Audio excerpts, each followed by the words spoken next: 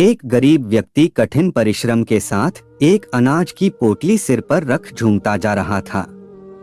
उस पोटली में एक छोटा सा सुराख था, जिससे धीरे धीरे अनाज के दाने गिरते गए, पर व्यक्ति अनजान रहा।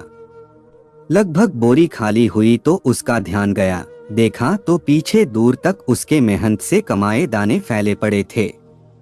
कुछ नजर आ रहे थे, कुछ धूल में सन दिखाई भी नहीं दे रहे थे। उसने गहरे दुख व ललक भरी दृष्टि उन दानों पर डाली, पर पछतावा ही उसके हाथ बचा। अंदर से एक ही भाव उठा कि काश मैं इन दानों को फिर से पा सकता। वास्तव में यही स्थिति व्यक्ति की होती है। समय हाथ से निकल जाने पर व्यक्ति निश्चित ही पोटली से बिखरे उन दाना को फिर नहीं पा सकता, परंतु यदि समय है तो परिश्रम करके दोबारा अवश्य एकत्र कर सकता है।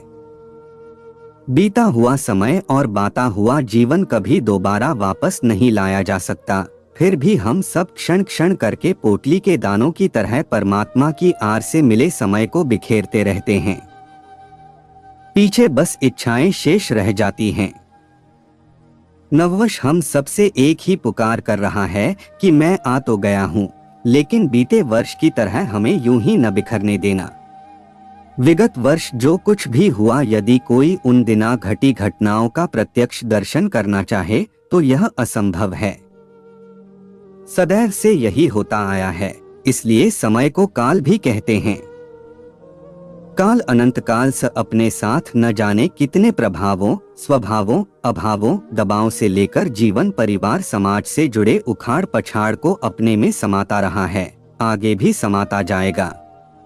लेकिन समझदार लोग मिले अनुभवों के सहारे आने वाले समय के उपयोग का तरीका निकालकर सुखमय भविष्य की ओर फिर से बढ़ चलेंगे।